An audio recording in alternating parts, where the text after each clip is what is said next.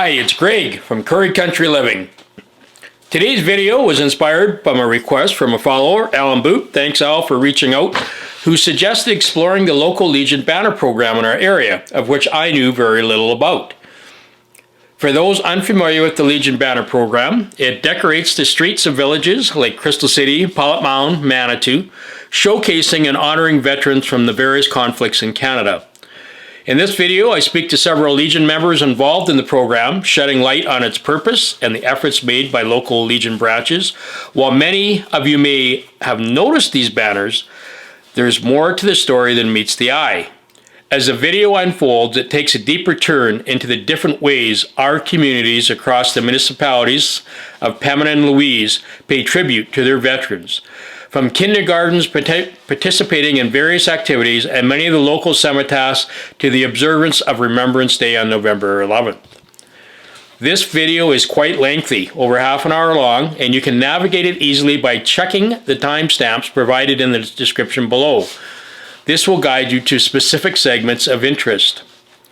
Certainly, we always appreciate your thumbs up, comments, and subscriptions to our channel are always appreciated. Without further ado, I'll begin with a video segment featuring the son of local World War II veteran and D-Day participant.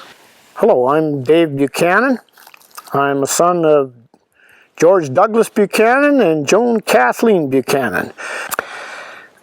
He took all his training at that point in England, the rest of it. Met a lot of his very good wartime friends, quite a few of whom were Americans who joined the Canadian forces before America was involved in the Second World War.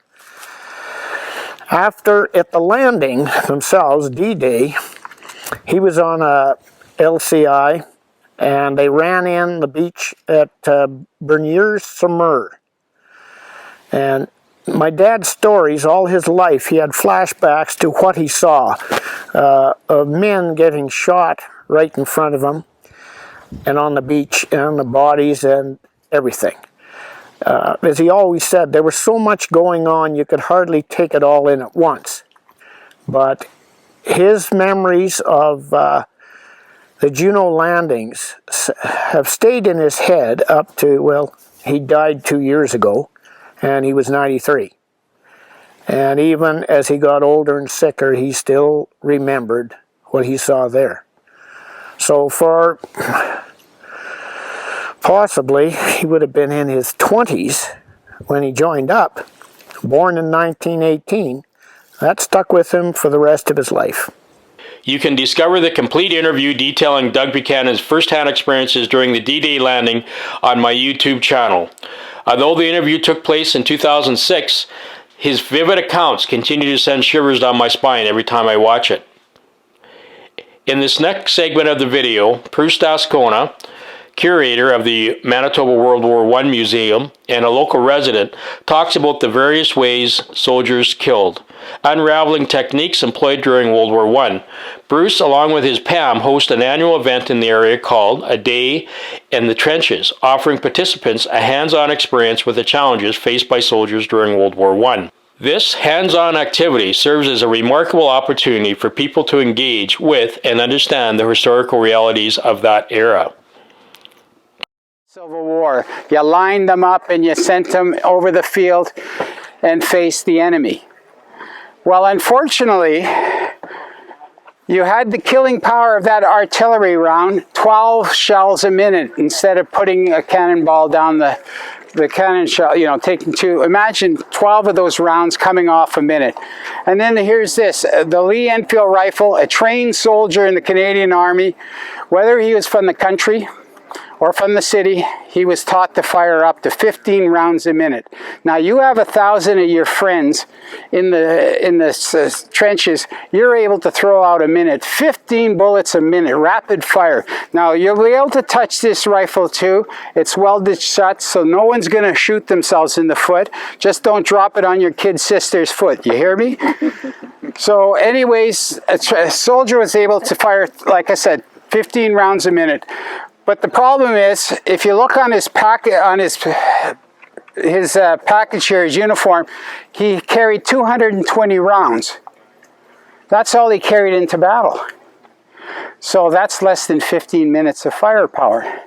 So you better hope you win within the first 15 minutes. But actually there was, for every guy doing the fighting, there was at least 2 guys bringing up more ammunition, into the line. So, but the killing power was so great that in the first 4 months of the war, the French army lost 400,000 soldiers in the by December 1st.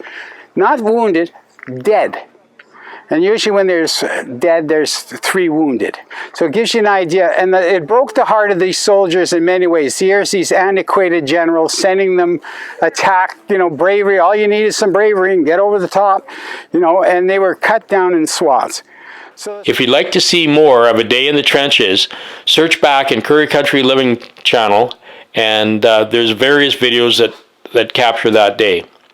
In the various communities of Pembina and Louise municipalities, there exists a common thread of remembrance, a memorial dedicated to those who left to contribute to the various conflicts. Take a moment to explore these monuments, each telling a unique story of sacrifice and valor. Further on, Reverend Mel of the United Church of Canada describes the traditions and histories embedded in these memorials. She describes a deeper understanding of the significance these structures hold, bridging the gap between the past and the present.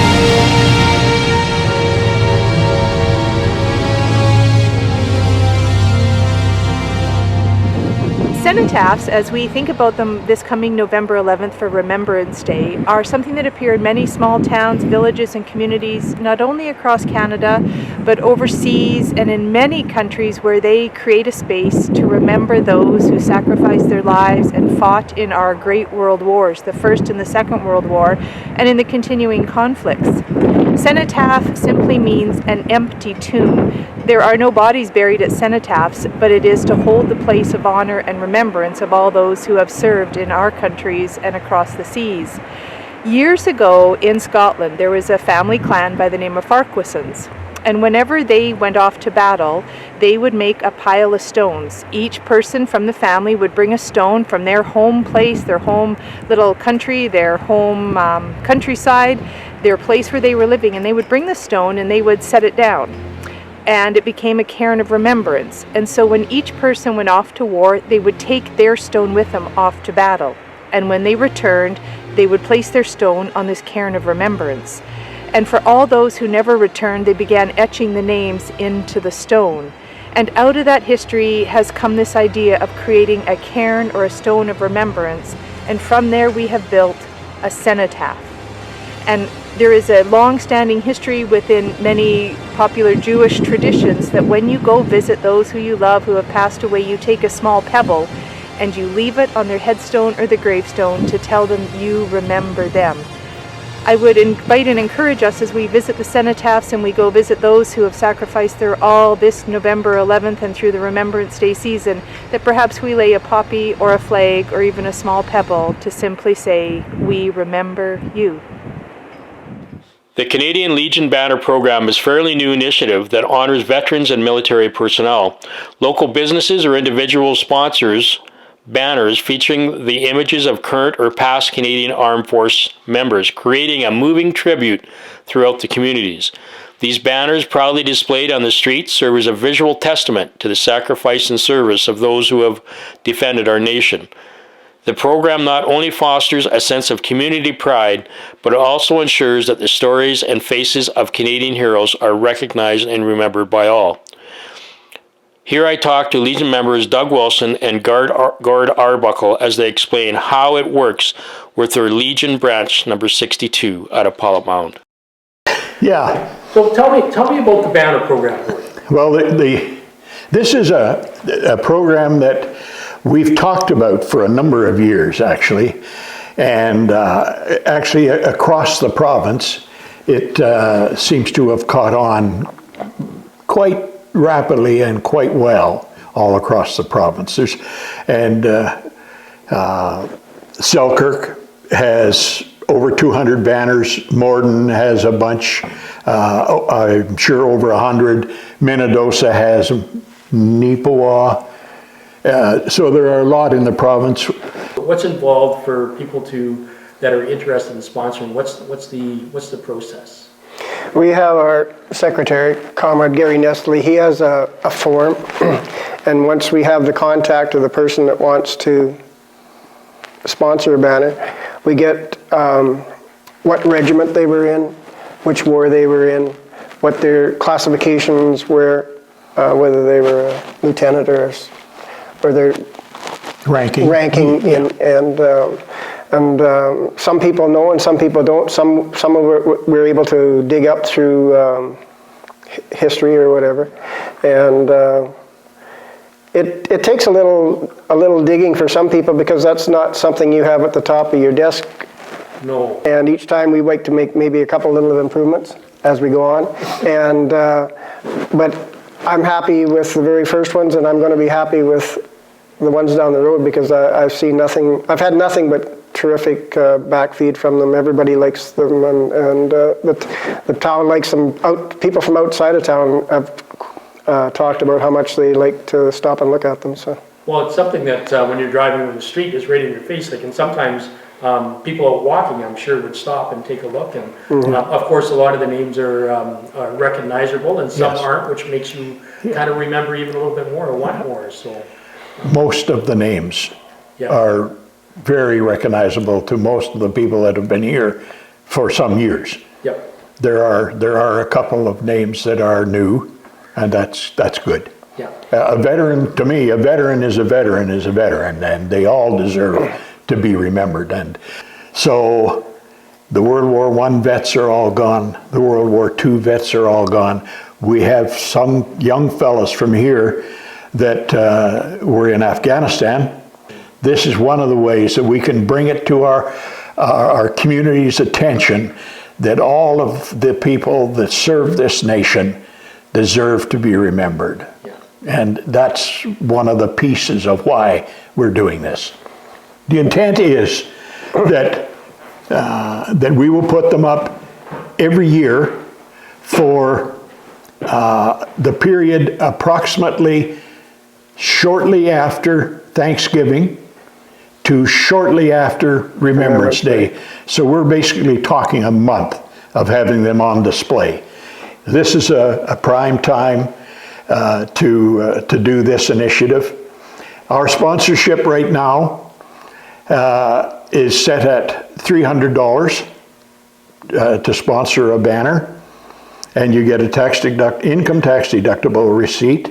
We retain ownership as a Legion branch, and we guarantee that we will put those banners up for at least 5 years, and as long as they're presentable, we will continue to put them up. Asking the question, like, how many more can you handle, or how many more would you like to see up? I'm probably optimistic, and I will take as many as I can get.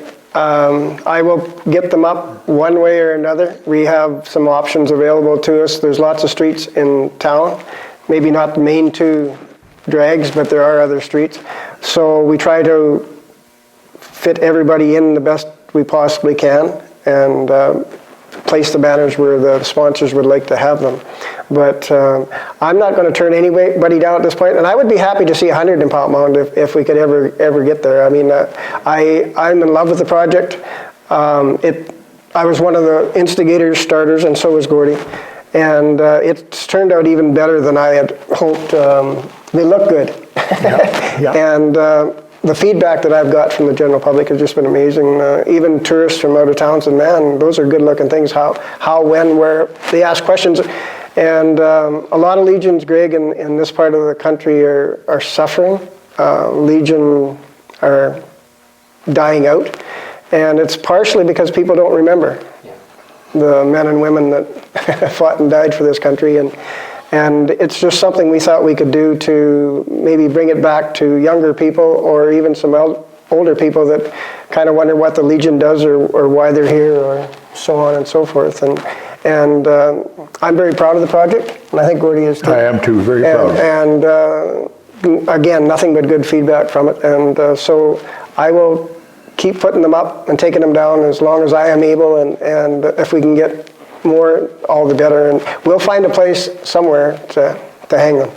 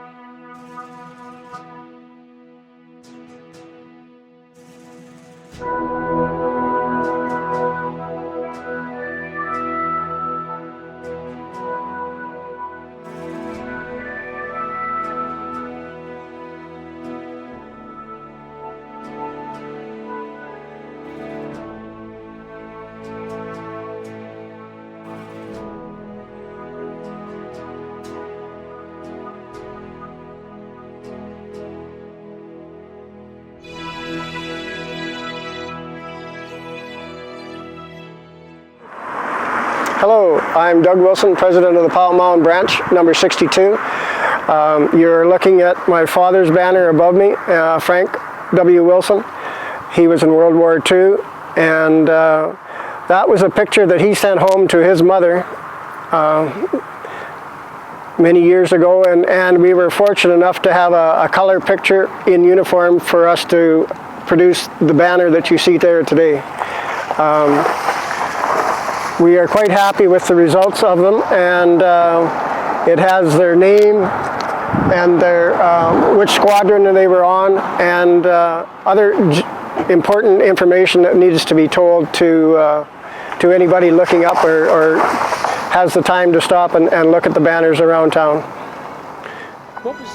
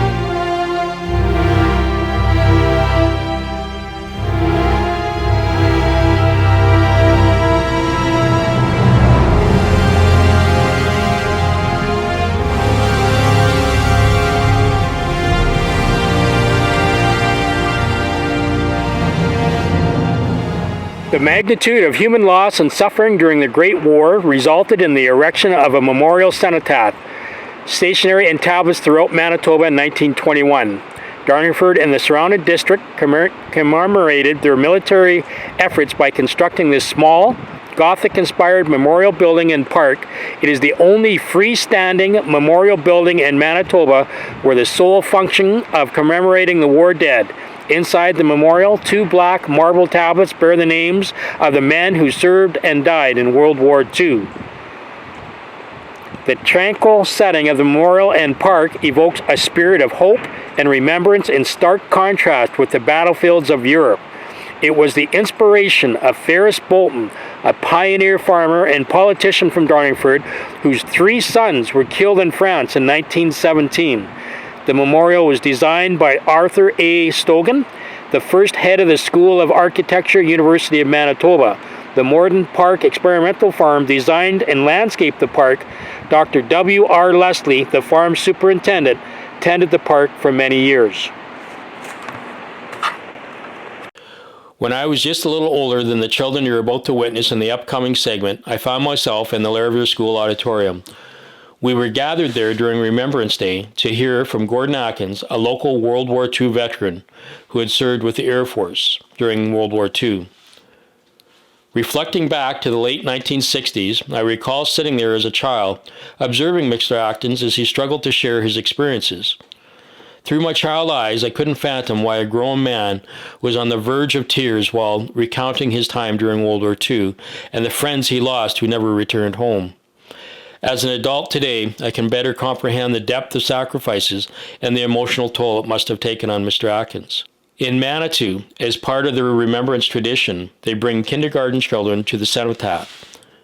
Here the young ones can touch, ask questions, all while the significance of remembering is explained to them.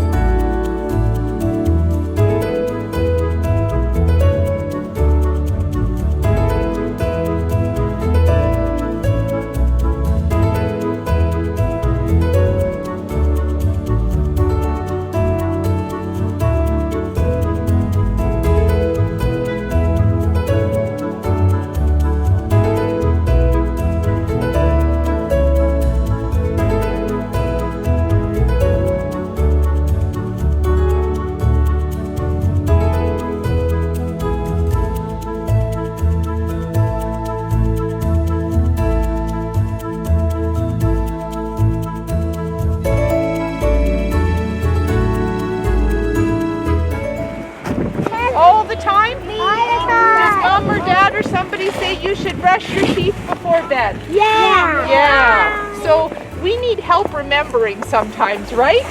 If it's cold, we have to remember to put our tooths on. We have to remember to put our mitts on. A cenotaph is a way that we remember. No matter how old we are, we need help remembering. Maybe even your teacher and the helpers have trouble remembering sometimes too, right? Yeah. So a cenotaph helps us remember people that served in the war and continue to serve today to keep us safe. Now, a long time ago, before we had fancy things like this, people would take a rock and they would put it in a special spot, and they would remember that they put that rock there, and they would go there every year and remember that there was a rock there.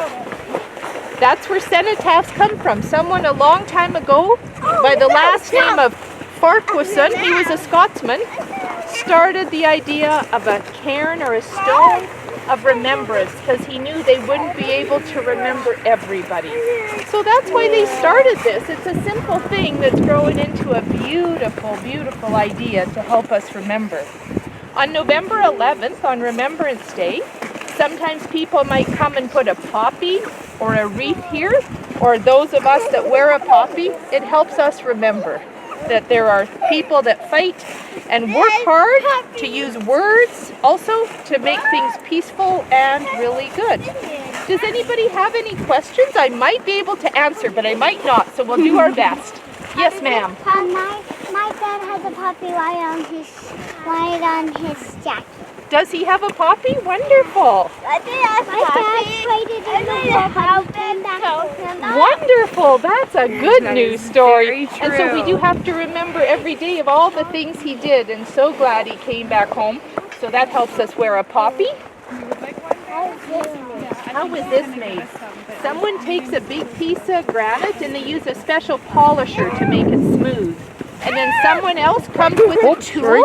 It looks kind of like a screwdriver, but not really, and it runs with an electric thing. And they carve or etch the person. Hi, I'm Margaret Millard. I am the treasurer of the Manitou Legion, and today, I'm in charge of the banner program that we have had for the last 2 years through the Legion.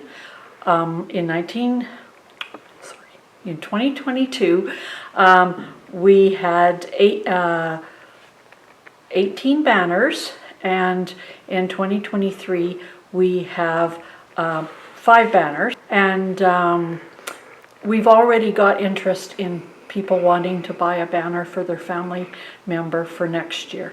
So it's exciting, and it's very an emotional time for some families. When they come to visit, they drive down Main Street so that they can see their grandpa, their father, their uncle up there. So we have an application, and family members fill out applications, and the cost is $300 per banner. They have to give us an original picture or one that is very good quality of a picture, and we ask for a little bio. So they do that, and then Erin Rondo and I work together. She set up all the what she has to do, and then she sends it away to get the actual printing done. But she makes the actual print logo and everything. Yeah. And then when they come back, then we get the town employees to find time to put them up on a post. So yeah, it's really catching on. And what I got Erin to do is to make a 8x10 print of each veteran that we do, and I put them in an album, and then I put the bio with it. So I haven't got it quite completed, but I am going to bring it here on Remembrance Day, and people can look at it. There's the picture, and on the back side is their bio, and I hope to have it, done. And we're trying to do it so that they're ready to go the middle of October, and that means pictures in. Erin has everything that she needs to finish it up, the banner. Then what she does is she makes the banner. She's got the logos all in there now, and then she sends the copy of the banner back to the family for their approval. So before she sends it away for the final print, they have to approve what's on there, spelling errors, anything. And then when they approve it, then she will send it away. She sends them all at one time. So to get done at the middle of October, we're saying the end of August pretty well to get your stuff in, and because I have to work with her, Yeah. getting that. So I'm going to put, I'll get a hold of you later or text you, but I'll get the information that people can contact, because you would be the contact person? I have been. Yeah. So I'll get that Unless I quit information. in the next year. Is there anything else that you'd like to talk about, or? No, we do have we also had the lawn signs. We will remember the the lawn signs. We're all sold out this year, so next year we will be ordering more. So people have already approached us and said, when can we get a lawn sign? And I said, well, we don't have any more this year. Because, you know, we really should take them down before you start putting Christmas up. So, yeah. So, yeah. Well, thanks for tuning in. If you found these videos enjoyable, please give us a thumbs up. Consider subscribing to the Curry Country YouTube channel or sharing your thoughts in the comment section below. Feel free to share your experiences you have related to Remembrance Day, especially if you have family members who were part of the conflicts Canada were involved in. For additional information on the Legion banner program or details about the Louise Pembina Municipality, check out the description below. As always, stay safe and let's keep the spirit of remembrance alive.